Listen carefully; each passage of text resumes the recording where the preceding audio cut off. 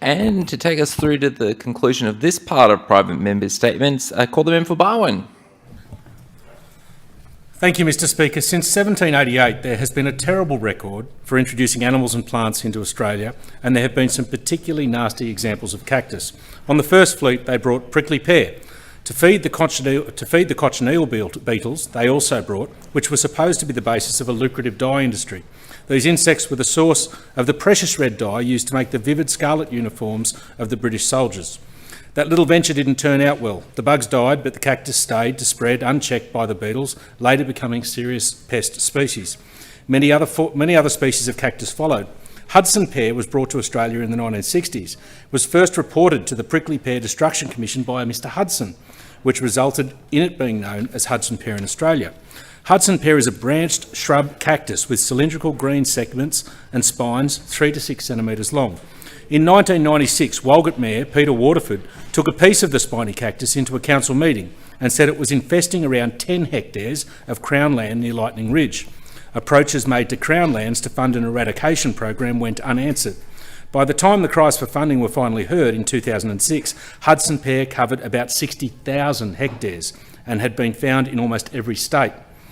In 2023, it is challenging to quantify the spread of Hudson Pear, but it is important we no longer treat it with the same complacency we have done in the past.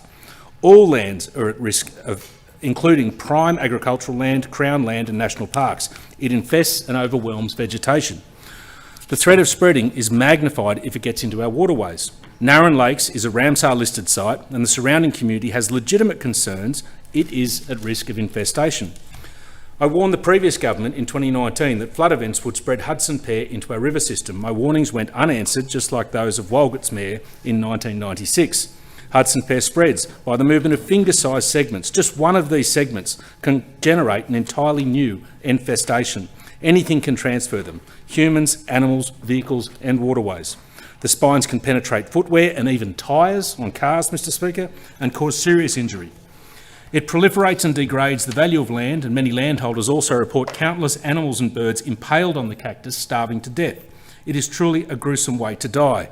Some of the animals get the spine stuck in their mouth and, unable to eat, starve to death. Landholders are frustrated about funding transparency, coordination of management plans, and urgently await a real solution. Under the National Weed Strategy, Hudson Pear has been labelled a weed of national significance. This classification means the weed is regarded as the worst in Australia in terms of invasiveness, potential for spread, economic and environmental impacts. The Australian Weed Strategy 2017 to 2027 is a guide to coordinating efforts across all jurisdictions and among affected stakeholders, and informs plans and actions by state and territory governments, local governments and regional natural resource management agencies, as well as by industry, landholders and the wider community. Landholders and occupiers have a role in managing this weed under the Noxious Weed Act. Local Land Services and the Castlereagh-Macquarie County Council do what they can to manage the spread within their jurisdiction. Still, they need to be better resourced to deal with the infestation size, the rate it proliferates and how fast it spreads. The strategic approach in the Northwest region outlined by the Castlereagh-Macquarie County Council is the following. The plant should be fully and continuously suppressed and destroyed. Establish agreed quarantine and hygiene protocols, surveillance and mapping to locate all infested properties and maintain currency of exclusion zone and objectives. Monitor change in current distribution to ensure containment of spread. Haven't been so successful so far. High-level analysis of pathways to identify potential introduction areas and preventative options. This classification level and the required output should be backed by appropriate funding, yet there are no full-time Hudson Pear officer positions to continuously suppress and destroy Hudson Pear. Our old friend, the cochineal bug, which failed as the basis of the dye industry in 1788, is a biocontrolled method used alongside chemical spraying. But even this program has no full-time staff and needs to be bigger to breed the quantities required to tackle Hudson Pear, and is less effective in wet conditions. The Australian Weed Strategy says coordination should be across all jurisdictions and affected stakeholders. If Hudson Pear is found in the Lightning Ridge area, it falls on the individual shoulders to alert either the LLS or the Castlereagh-Macquarie County Council of its location. There is no office for either in Lightning Ridge. Out west, people prefer a physical presence. Not everyone is on the internet or has a mobile phone.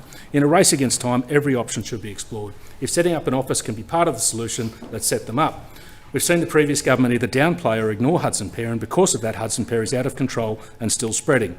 Let's get the communities involved in citizen science to assist in mapping the spread, create full-time local positions for spraying in the cochineal breeding facility, and set up offices so communities can report their findings. We can no longer afford complacency when it comes to Hudson Pear, Mr Speaker. Thank you.